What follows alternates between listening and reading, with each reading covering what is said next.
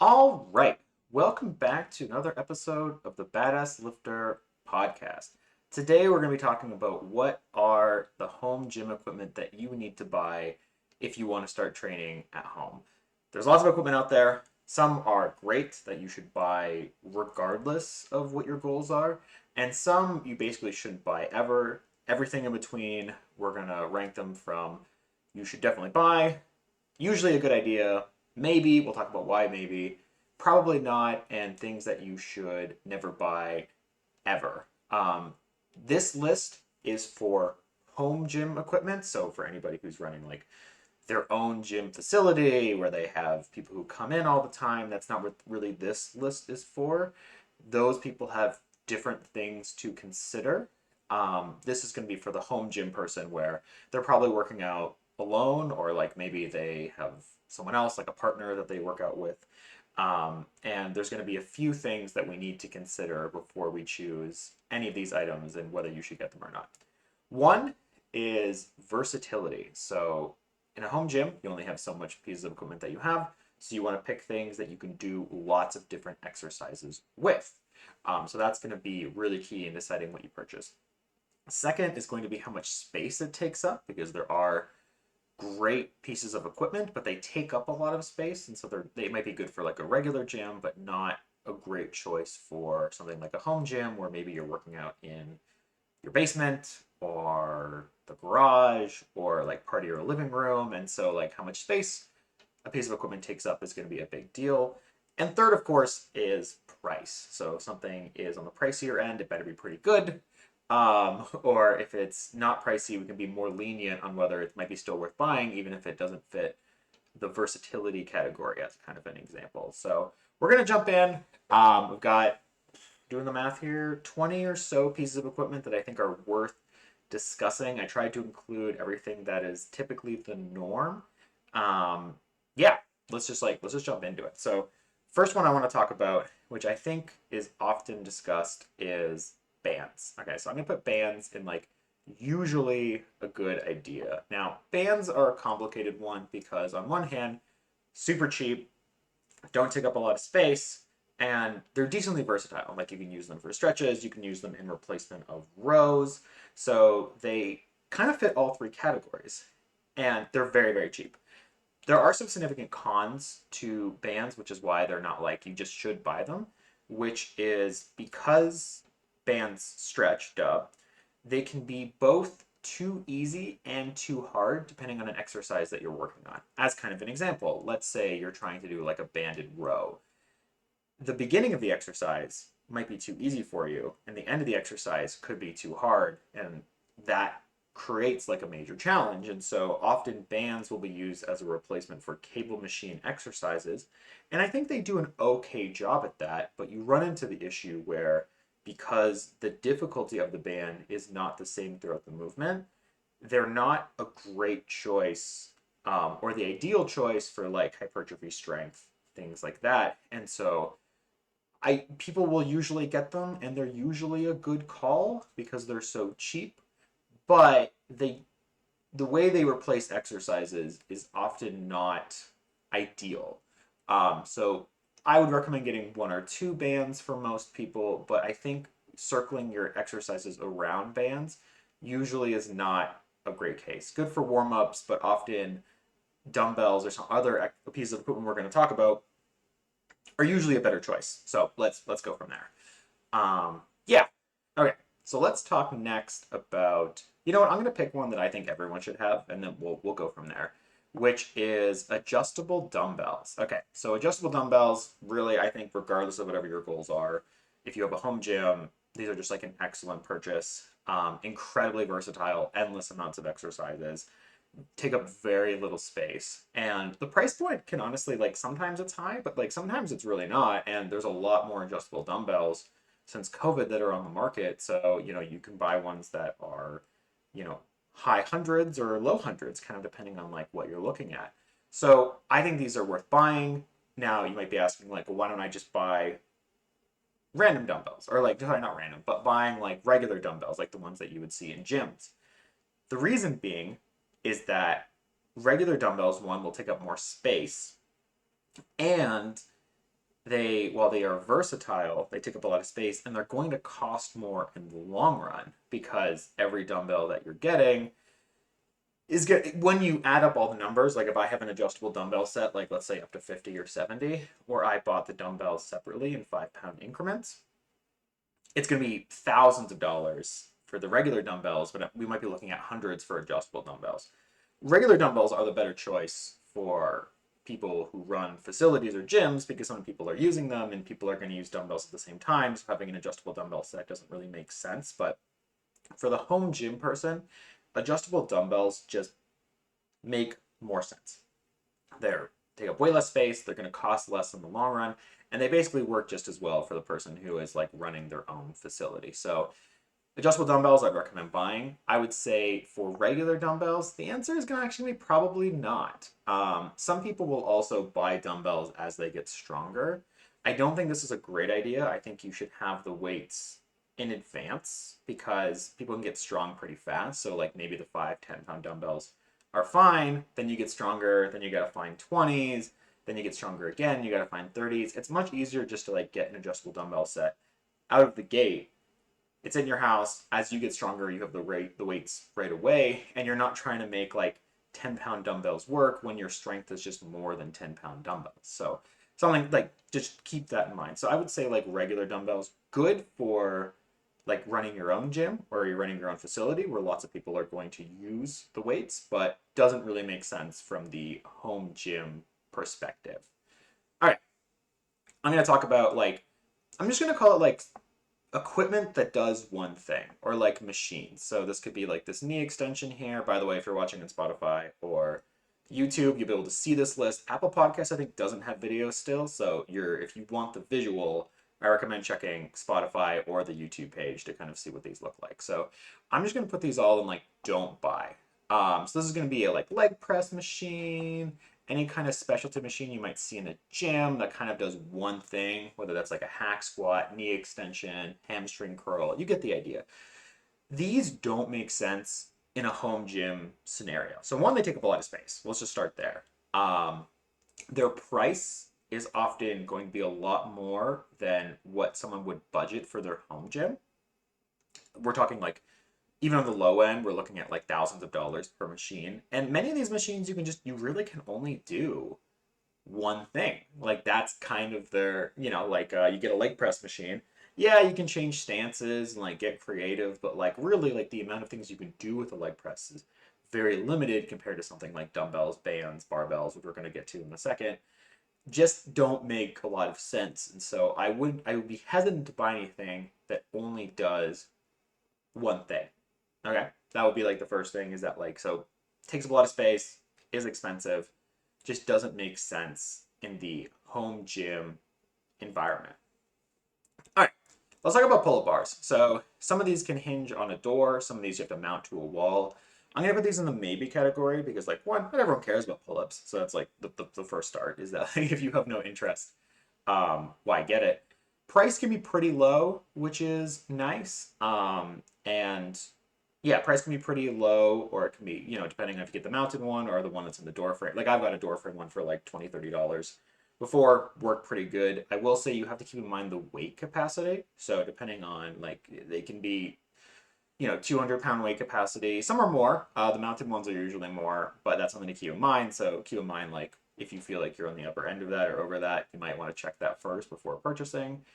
They're cheap, and pull-ups are a great exercise, and hopefully you can get one with different hand positions to kind of change it up, and you can do pull-up negatives. The reason it's maybe is because, you're doing pull-ups and you're not doing much else with a pull-up bar, and so the versatility is kind of below there. And if you're a person who doesn't care about pull-ups, then like this just might not be something that I would say people should universally buy. Yeah. All right, let's talk about functional trainers. Okay, so I'm going to put these in like high maybe category. So functional trainers are really good. And by functional trainers, I mean cable machines. Usually there's two of them. They have places for attachments. Sometimes they include a pull-up bar. That's great.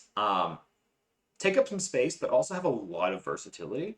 What I will say is that the price of these can be on the higher end depending on your budget. That's going to be a big one too, is that a lot of these maybe categories, will often be because of price. So they are a good purchase and you can do a lot of things with them, but they are on the higher end and they will just work better. And having some kind of cable machine is going to be better than what you're trying to do with bands. Bands are a lot cheaper, but it's not going to be as good of a movement for strength and hypertrophy than with cable machines. Full stop. Um, Take up a lot of space. So if your budget's and if your budget's really low, like you're looking more in like the hundreds than the thousands, then it's just going to be out of your price range. But they are a good purchase, and with cables, they really open up your upper body training and what you can do there. It's a good purchase if you have the money. So that's why it's in like the high maybe category of this. Back extension machine, I'm gonna say probably not. Again, kind of for similar reasons of other machines where like you can find these cheap, but how many exercises you can do with them is very limited, and they can take up some amount of space. And if you can only do one or two things with them and they take up a decent amount of space, it's probably just like not a good purchase for a home gym. Same with like a glute ham developer. Again, these are good exercises, so I'm not saying they're bad. What I'm saying is that they don't make sense in the context of a home gym because of how much space they take up and their lack of versatility, which is going to be kind of a key thing for a home gym. You only have so much space. You're only going to buy so much equipment. So everything you buy, especially if you're just starting out with your home gym, is versatility really is the key. Um, Easy curl bar. Okay, so people will buy these instead of a barbell because they're cheaper. I don't think they're actually a good purchase, again, because they lack versatility and how many things you can do with them. People will try to use the easy curl bar for like squats and deadlifts. It's just not well built for that. It's very awkward to do. Where your hand placement is also very awkward because it's in a zigzag. The plates often used for easy curl bars are smaller plates than a regular barbell, and so you have to buy a whole new set of plates for the easy curl bar than if you also have a barbell. Not a great purchase unless you're like really into arm training. I think it can be a good purchase. They're not that expensive, which is nice, but unless you're like arms are a really big deal to you, probably not a good purchase. Kettlebells. Okay, so this is where I might get some hate mail. Okay, so I'm gonna put these in the maybe category. So we're talking about this in the context of strength and hypertrophy. Kettlebells can help with that and can be used for that, but often they are equally as good as dumbbells or kind of awkward and even worse than dumbbells. Like if you're trying to do a kettlebell chest fly or you're trying to do like a kettlebell squat, things like that, it's kind of awkward kettlebell pressing. And then I'm not here to say that kettlebells don't have a place. I use them when I go to the gym. I think they're good for carries and like single leg Romanian deadlifts and can even in some cases be a better choice than dumbbells. But I think they're in the strength and hypertrophy world, I think they are often either just as good as dumbbells or worse than dumbbells and just don't give that benefit that is uniquely better than dumbbells. And so for that reason, because dumbbells exist, kettlebells are there if you want to do like power training, or there are exercises that are better with kettlebells than dumbbells. I will say though that a lot of this is where we're going to get canceled. A lot of kettlebell exercises, when done with a dumbbell, are still pretty good. And so the dumbbell just has way more versatility and can often mimic kettlebell exercises. Like a suitcase carry with a kettlebell and dumbbells are both very good exercises, and so they can be used for strength, they can be used for hypertrophy, they have value, but they're not really the first thing that I go to. As an example, I had an adjustable kettlebell set that I purchased, found a good deal for it, didn't take up a lot of space in my place, ended up selling it because after like 6 to 12 months, there was just like I didn't really need it. I used it every now and then, but it was something I probably could have done with dumbbells. And yeah, so I think for the kettlebell, if you have kettlebells, you can definitely make it work. I have clients who have kettlebells and like we still use them for strength and hypertrophy, but they're just not great. They're not versatile enough for most people. And if your goal is to build strength and hypertrophy, better things to buy. By better, I mean an adjustable dumbbell set. Okay. Let's talk about one that I think everyone should buy, which is an incline bench, one that is adjustable, ideally one that sits all the way up top and then it goes all the way to a flat bench. These are incredibly useful for home gyms. They really open up how many things you can do. They're incredibly versatile. They don't take up too much space, and actually, there's some that fold up now. Those tend to be on like the lower quality, cheaper side, but like the fact that you can fold it up and just like put it, behind your washing machine or whatever, huge benefit. And then you can just like bring it out, and it just opens up the amount of exercises that a flat bench doesn't, which is why I'm going to probably put flat bench in the probably not category. Flat bench is fine and it does help with exercises, but you end up becoming limited on how many exercises it can help you with because it doesn't incline and it's always flat. So some people will buy flat benches because they are cheaper, but in my opinion, you can spend a little bit more money for the incline bench and it opens up the world to way more. We're talking like incline curls now, chest supported row. You can change the incline on your dumbbell press for various things depending on what you want to prioritize. You can change the height of the incline bench, which is very, very useful. Like it just ends up being very helpful. And to do that with a flat bench, you have to like put one side elevated and one side's not, and that's kind of awkward. And um, if you want to do a shoulder press exercise, you don't have anything behind you to help support or anything along those lines where incline bench can do that. So flat benches are a little bit cheaper, but I think if you're willing to spend slightly more money, because the price is not super different in many cases, I would rather you have a lower quality incline bench than a higher quality flat bench because of how many more exercises that it gives you.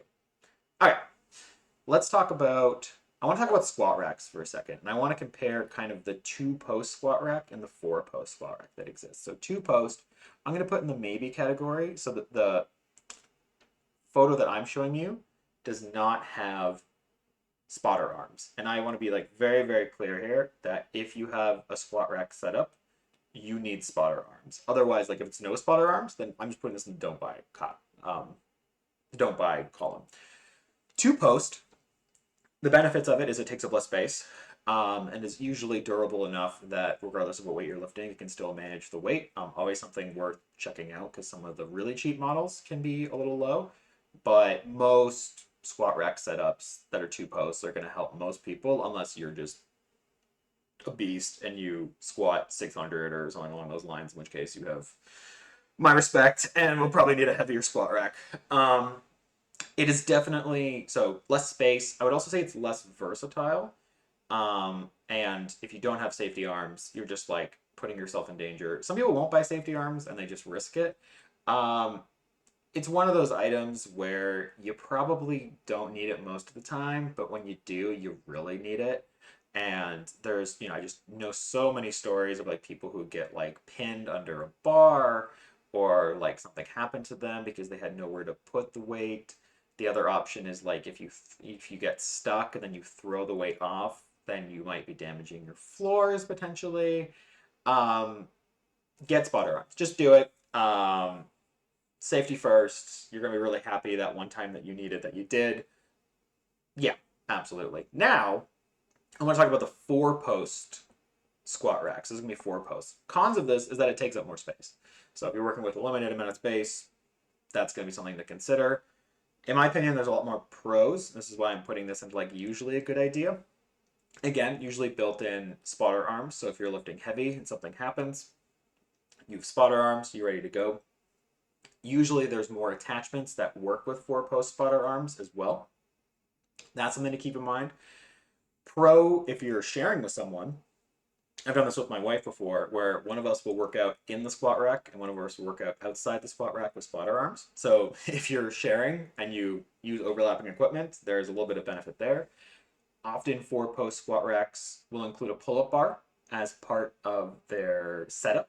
So that's just like one less thing to buy. So in my opinion, if you have the space, 4-post squat racks make more sense for most people. Safer, usually can handle more weight, more versatile, and I would say if you're doing any kind of barbell training, having 4 posts compared to 2 is probably going to be the best call. There are 2-post squat racks that have really durable spotter arms built into them.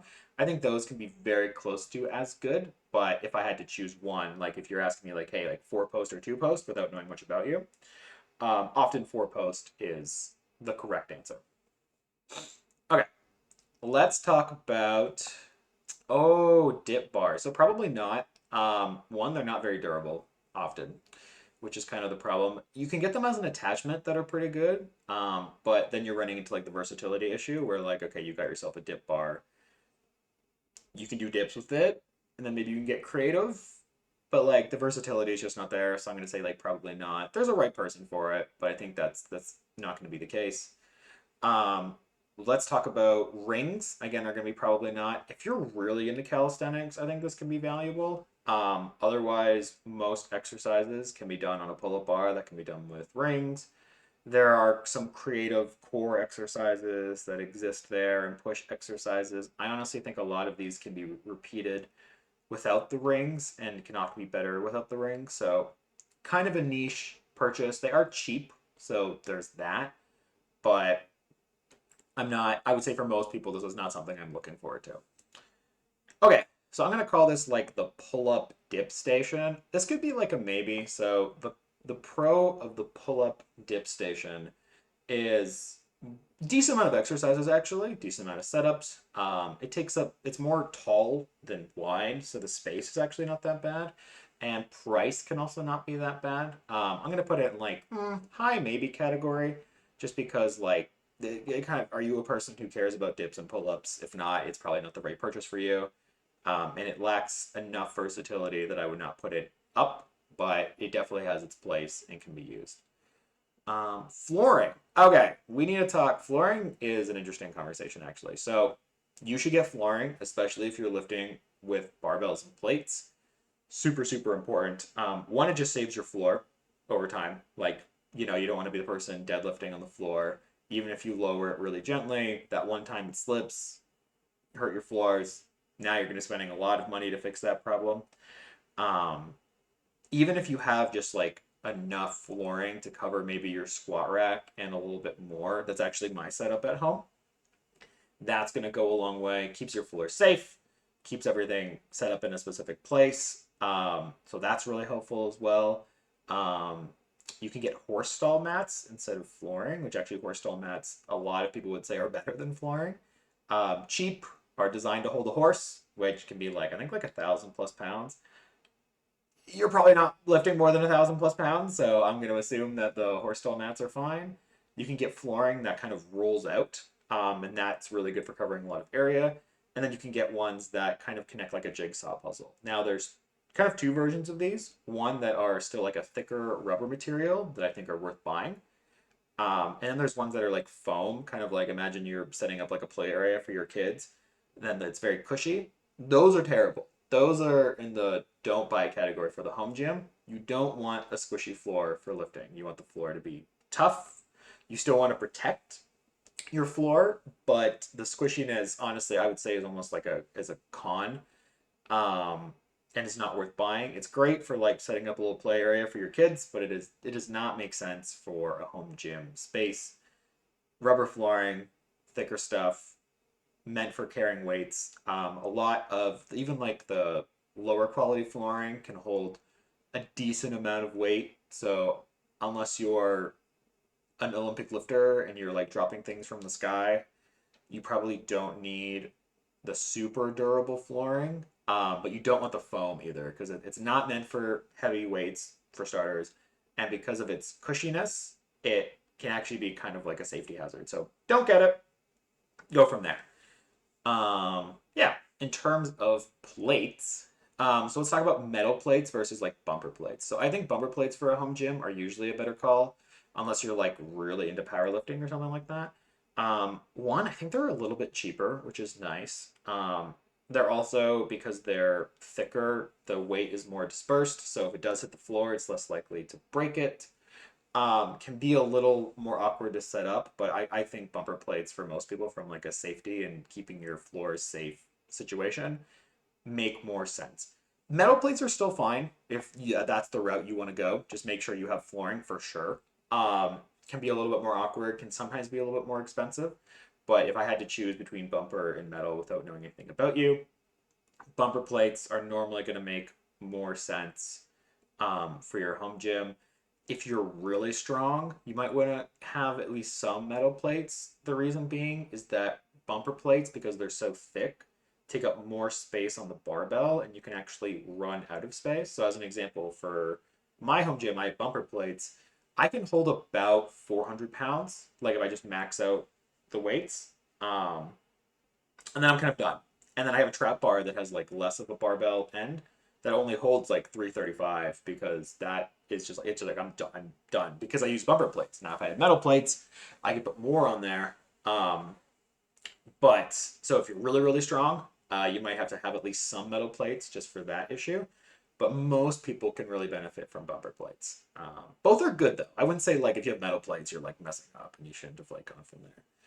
I want to talk about, so these are adjustable dumbbells, but you kind of like, it's the ones that you take off and you take off from the ends and you have to like take all the plates off and then put new plates on. These are often cheaper, like a lot cheaper. I've seen them for $80 for like a set that goes up to 25, 30 pounds. I don't think they're a great purchase. Not not terrible. I'm gonna put them in like maybe the low maybe category if you're new to lifting. The problem is that like the setup is super annoying and it might not sound like it would be that bad, but every time you change an exercise, the fact that you have to like unscrew on both ends, take off the weights, put on new weights, like do your 3 or 4 sets, change for another exercise, gets really annoying. And I've heard stories of like people who have these who will just stick with the same weight for every exercise because they don't want to deal with the setup. But that's not really good training because it's unlikely that every exercise you do requires exactly the same weight. Um, can be cheaper. Don't take up a ton of space. They will take up a little bit more because your plates have to be organized now. But in my opinion, are just too much of a hassle. And I would say if you just get the adjustable dumbbells and they're gonna be better in every way, yes, they're gonna be more money, but the setup's gonna be way easier. You're gonna save time in your workout, and it's just you're gonna spend your effort actually in the exercises, not in setting up the exercises. We're gonna have Smith machine on here. Okay. There are some Smith machine attachments that are coming out that I think are an interesting conversation. But don't know enough about them, so I'm just going to pass for now and just say don't buy. It's a lot of space. It's versatile for sure, but really expensive. And not everyone loves Smith machines. I think they're great, but I think if you have a squat rack set up, you can do even more exercises with it, and it takes up just as much space and probably costs less. So for that reason, for the home gym, I don't think it's the right call. There are people who are building Smith machine attachments to squat racks, and I think that's super interesting, and that could be worth buying. But a Smith machine on its own, great for regular gyms, and have a lot of really good exercises, to be clear, but just don't make sense in a home gym environment. Okay, they have the Bosu ball here. Don't buy the Bosu ball. Okay, so I'm gonna go on a little bit of a rant here. Bosu balls are terrible. Yes, they are. I I guess technically versatile. Low price, low space. So you might think like, why aren't these higher on the list? And the reason is that like Bosu ball exercises tend to be worse than their regular counterparts. So the idea of a Bosu ball is that you're kind of like working core and stability. The problem is that you're building stability in something that is not what you will experience in the real world. So, as an example, most of your life, the floor is flat, even like ice is flat. And so, learning a skill on like a shaky surface, you're not really training for anything that makes sense. And on top of that, you're also making it more difficult to lift your full weight and your full output. And so it's actually less effective for strength and hypertrophy. Let's say you had a Bosu balls squat. Literally, a squat would be better for whatever you're training, just removing the Bosu ball entirely and just training on the ground.